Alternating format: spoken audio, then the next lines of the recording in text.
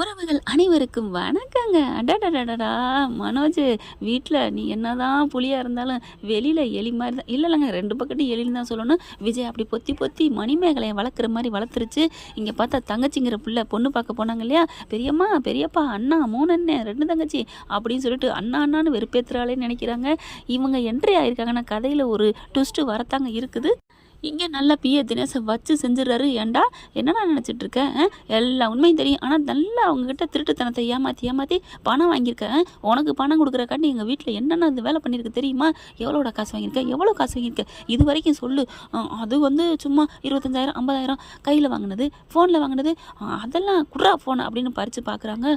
அதில் பார்த்தீங்கன்னா லட்சக்கணக்கு மேலே இருக்குது. இங்கே பாருமா எவ்வளோ பணம், ஐயோயோ அப்படின்னு சொல்லிட்டு செம்ம காண்டாகிறாங்க. போட்டு சாத்து மறுபடியும் சாத்துன்னு சாத்துறாரு. இங்கே பார், மரியாதை என்ன 1 மாதத்துக்குள்ள இந்த பணத்தை புறத்தையும் தர்ற, இல்லைன்னு வைவேன் உன்னை கம்ப்ளைண்ட் பண்ணி உள்ளர தள்ளுவேன்.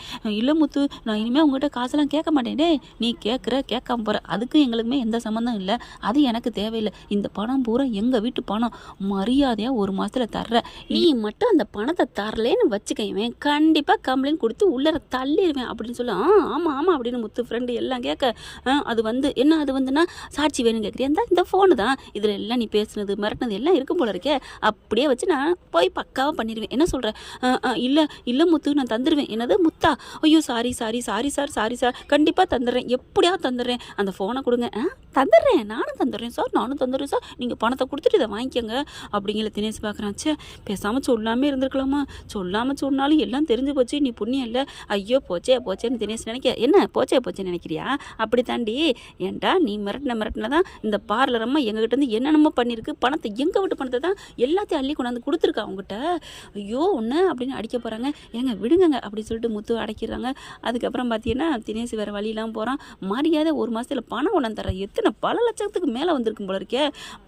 பார்லரம்மா நல்லா விளையாண்டுருக்கே பூந்து அப்படின்னு நினைக்கிறாங்க. அடுத்து பார்த்தா சேம கோவத்தில் போகிறாரு. பார்த்துடுறாங்க ரோஹிணியை. பார்த்துட்டு, ஏய் பாவி, எல்லாம் தெரிஞ்சுட்டு நடிச்சியாடி? ஆமாம், எத்தனை நாள் என்ன போட்டு பாடா படுத்திருக்க.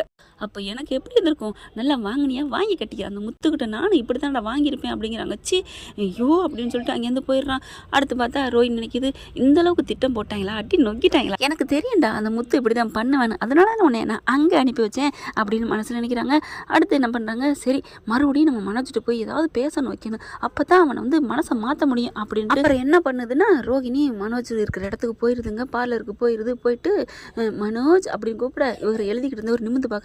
இங்கே எதுக்கு வந்த அப்படின்னு கத்த பார்க்குறாங்க. எல்லாரும் பார்க்குறாங்களா? சே, இப்படி ஆயிடுச்சு. ஆமாம், நம்ம முத்து தான் சொன்னால அமைதியாக பேசணும்னு சொல்லிட்டு எங்கேயும் வந்த ரோஹிணி அப்படின்னு கேட்க, அவர் சொன்ன ஐடியா வேறு, ஆனால் இவர் நடந்துக்கிறது வேறு. இதுதான் கிறுக்கனாங்க அந்த மனோஜ். அன்பா பேசணும்னு பார்க்குது ரோஹிணி. என்ன அன்பா பேசுகிறான்? சரி, அதுவும் நமக்கு சாதகம் தான் அப்படின்னு கரெக்டாக ஃபோன் எடுத்து கையில் வச்சுக்கிட்டு ரெக்கார்டு எடுக்குதுங்க. மனோஜ், இங்கே பாரு மனோஜ், இங்கே பாரு, நீங்கள் போங்கங்க, இங்கெல்லாம் வராது, எதுக்குங்க இங்கே வர்றீங்க? என்ன இவ்வளோ குலையிறான்? அங்கே உள்ள பார்க்குறாங்க. என்ன சாரு நேற்று திட்டினாரு, இன்னைக்கு அப்படி பேசுகிறாரு.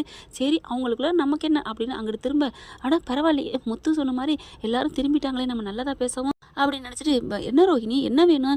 ஒன்றும் இல்லை, எனக்கு இன்னைக்கு பிறந்த நாள். ஓ, பிறந்த நாளா? பிறந்த நாளா ஏன்டாண்டி வந்து சொல்கிற அப்படின்னு கோவம் வருது. ஐயோ சொல்லக்கூடாது, இதே பெரிய விஷயம் ஆக்கிடுவாளே அப்படின்ட்டு, ஹாப்பி பர்த்டே ரோஹிணி அப்படின்னு சொல்ல, இந்தா நான் அல்வா வாங்கிட்டு வந்திருக்கேன் அப்படிங்கல. பிறந்த நாளுக்கு சாக்லேட்டு அதானே கொடுப்பாங்க, எனக்கு ஆசை அல்வா கொடுக்கணும்னு. என் புருஷன் உனக்கு அதானே பிடிக்கும். யாரோடைய புருஷங்கிறன்னு சொல்ல வாராரு. ஆனால் மனசு வரல, முத்து சொன்னதை நினைக்கிறாரு. இல்லை இங்கே பாரு, சரி கொடு, நான் அல்வா எடுத்துக்கிறேன் அப்படின்னு எடுத்துக்கிறாரு. சாப்பிடு மனோஜ் அப்படிங்கல. ஐயோ என்ன இப்பெல்லாம் பேசுகிறா? சரி நான் சாப்பிட்றேன் அப்படின்னு சொல்லி சாப்பிட, மனோஜ் என் மேலே உனக்கு அவ்வளோ பிரியல்ல அப்படின்னு சொல்லிட்டு, அதுக்கப்புறம் நம்ம 2 பேரும் ஒரு செல்ஃபி எடுத்துக்கலாமா அப்படின்னு கேட்க, செல்ஃபியா அப்படின்னு முத்து சொன்னதை நினைக்க, கரெக்டாக பார்த்தா சரி வேணாம் நான் செல்ஃபி எடுத்துக்கிறோம் அப்படின்னு 2 பேரும் ஒன்றா நின்று எடுக்க போயில பட்டார்னு ஃபோனை பிடுங்கிடுறாரு.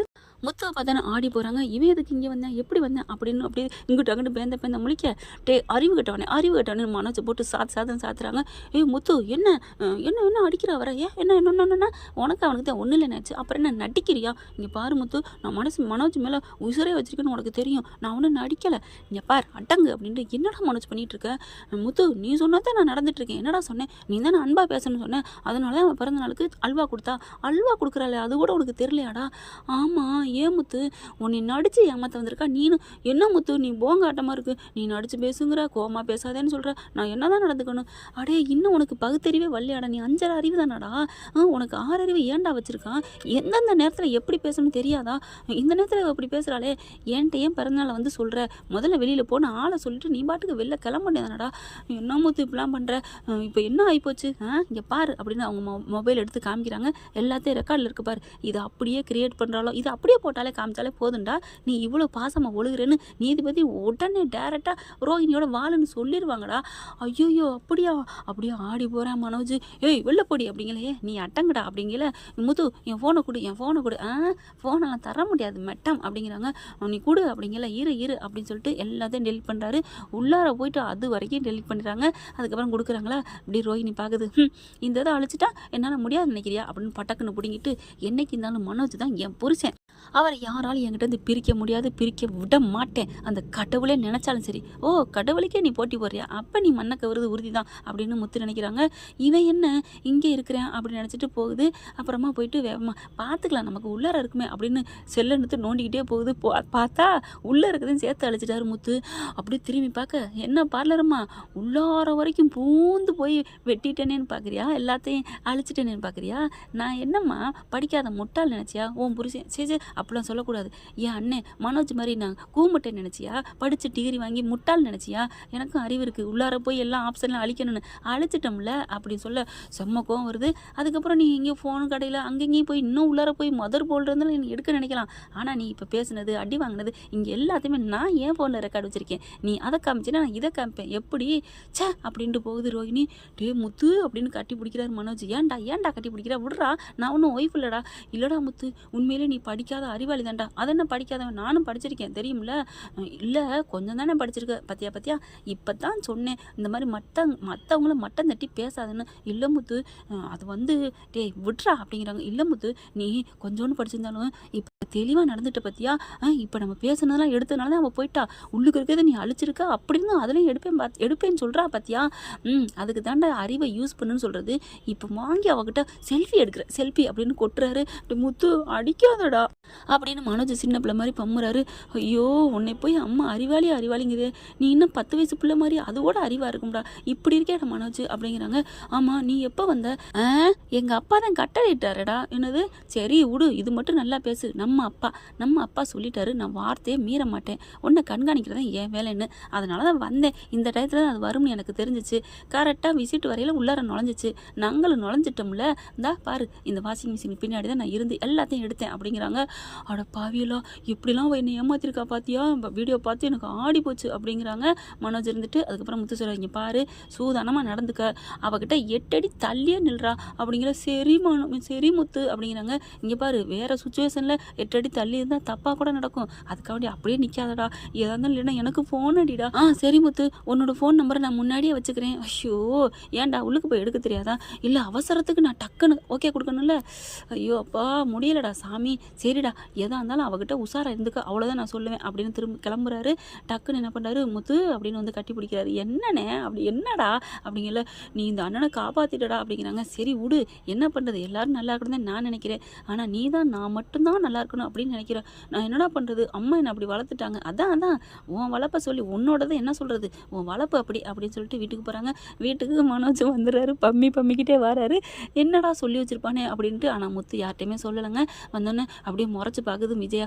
என்னம்மா ஏமா முறைக்கிற, நீ இப்படி பண்ணுவேன் நான் நினைக்கவே இல்லைடா, என்னம்மா பண்ணுற, சொல்லிட்டானா சொல்லி கொடுத்துட்டானா என்னை மன்னிச்சிருமா, அவதாம்மா அப்படி பண்ணிட்டா, நான் ஒன்றும் பண்ணல, நீ என்னடா அவன் என்ன சொல்கிற அப்படிங்கல. என்னம்மா சொல்கிற, இந்த மாதிரி ரோஹிணி வந்து வீடியோ எடுத்தது அல்வா கொடுத்தது அதை தானே நீங்கள் சொல்கிறீங்க, என்னடா நடக்குது முத்து என்னடா சொல்கிறான் அப்படின்னு அண்ணாமலேருந்து எல்லாரும் கேட்குறாங்க. உளறிட்டியாடா, நான் ஒன்றுமே சொல்லலடா, நீ ஒன்றும் சொல்லலையா, ஐயோ நானே உளறிட்டேனே அப்படின்னு மனோஜ் நினைக்க. அது இருக்கட்டுமா என்ன எதுக்குமா திட்டுனீங்க அப்படின்னு மனோஜ் மறுபடியும் கேட்க. விஜய் இருந்துட்டு பார்க்குது. அட அறிவு கட்டவனே, எவ்வளோ நேரம்டா, இவ்வளோ நேரமாக ஆகுறது, எவ்வளோ நேரம் வந்து பார்த்துக்கிட்டே இருக்குது உனக்காண்டி, 10 மணி ஆச்சு, அதனால உன்னை கூப்பிட்டேன், கடையை மூடிட்டு எங்கே போயிட்டு வர்ற, பார்க்குதுன்னு அலைஞ்சிட்டு வரியா, அதெல்லாம் இல்லைம்மா கடையில் தான் கொஞ்சம் நேரம் உட்காந்துட்டேன் அப்படிங்கிறாங்க. இங்கே பாரு நேராக வீட்டுக்கு வர்ற வழியை பாரு, முத்து வந்தா நான் உன்கிட்ட கடைக்கு அப்படிங்கிறாங்க. வந்தாம்மா எல்லாம் நல்லதான் பண்ணான் அப்படிங்கிறாங்க. அப்படி பார்த்துட்டு முத்து நீ ஒன்றுமே சொல்லலையா அப்படிங்கிறாங்க. நான் ஒன்றும் சொல்லலடா அப்படிங்கிறாங்க. அடுத்து பார்த்தா ஆனால் நானே மாட்டிக்கிட்டேனா அப்படிங்கிறாங்க. நீ உடனே அப்படின்னு சொல்லிட்டு விஜயா முத்துன்னு முத்துது. பாருடா இனிமே முத்து சொல்ற மாதிரி கேட்டு நடந்துக்கோ. கடைக்கு போறியா வீட்டுக்கு வரியா அப்படி இரு. அவள் வந்து ஆயிட்டாடி தள்ளி நின்னுக்கோ. இப்போ நீ சொன்னதுக்கப்புறம் தான் எனக்கே தெரியுது முத்து என்கிட்ட சொல்லலை, ஏன்டா சொல்லலை அப்படின்னு திரும்பி கேட்க, பாவம் இல்லையா அவனை போய் நான் என்ன மாட்டி விடுறது, அவனுக்கு அட்வைஸ் அங்கேயே சொல்லிட்டு வந்துட்டேன் அப்படிங்கிறாரு முத்து. ஏண்டா நீ ஏண்டா அப்படின்னு எல்லாரும் முத்துறாங்க மனோஜை போட்டு. நல்ல வேலை முத்து வரலன்னா என்ன ஆயிருக்கும் அப்படிங்கிறாங்க. என்ன ஆயிருக்கும் முத்து போட்டு நின்றுருப்பேன் அப்படின்னு மனோஜ் அழுகிறாரு. சரி சரி விடுங்க அவனே பாவம் அப்படின்னு முத்து சமாளிக்கிறாங்க. அப்படியே கோழி கொஞ்சம் மாதிரி முத்து மார்பில் அப்படியே உட்கார்ந்த வாக்கில் முத்து நிற்கிறாரு. அவங்க வயிற்றோட கட்டிக்கிறாங்க. என்ன மன்னிச்சிருடா முத்து அப்படின்னு. சரி சரி விடு அப்படிங்கிறாங்க. அண்ணாமலை பார்க்குறாரு, முத்துவை நீங்கள் இன்னும் புரிஞ்சுக்க காலம் வரும்டா, நீ புரிஞ்சுக்கிட்ட, ஆனால் உங்கள் அம்மா என்ன புரிஞ்சுக்கல, உங்கள் அம்மா புரிஞ்சுக்கிட்டா நம்ம குடும்பமே நல்லா இருக்கும்டா அப்படிங்கிறாங்க. ஆமாப்பா நீங்கள் சொல்லுவோம் சரிப்பா, இனிமேல் முத்து என் கூடவே வச்சுக்கிறேன்ப்பா, ஏன்டா நான் பொழப்பு போவேனாம்மா அப்படிங்கிறாங்க. என்ன முத்து என்னை கைவிட்டுறியா, நான் விட மாட்டேன்டா, அப்பப்போ கவனிச்சுக்கிறேன் போதுமா அப்படிங்கிறாங்க. சரி முத்து அப்படிங்கிறாங்க. விஜயா அப்படியே ரெண்டு பேரையும் பார்க்குது. நல்லா தான் இருக்குது அப்படிங்கிற மாதிரி. ஆனாலும் அந்த புத்தி இருக்குல்ல, தான் என்ற அகம்பாவம், அது என்னைக்கு விஜயா விட்டு ஒழியுதோ அன்னைக்கு தாங்க அது உருப்பட முடியும். என்ன ஃப்ரெண்ட் இப்படி பண்ண நல்லா தானே இருக்கும். பார்க்கலாம். தேங்க்யூ. லைக் பண்ணுங்க. இன்னும் அப்டேட்ஸ்க்காக சேனலை சப்ஸ்கிரைப் பண்ண மறக்காதீங்க. நம்ம கிட்ட இருக்க எல்லா சேனல்ஸோட லேட்டஸ்ட் வீடியோ அப்டேட்ஸ்க்காக மேல ரைட் சைடுல காட்டுற லிங்கை கிளிக் பண்ணி வாட்ஸ்அப் குரூப்ல ஜாயின் பண்ணுங்க. உங்களிடம் விடைபெறுவது நான் உங்கள் மெஹர்.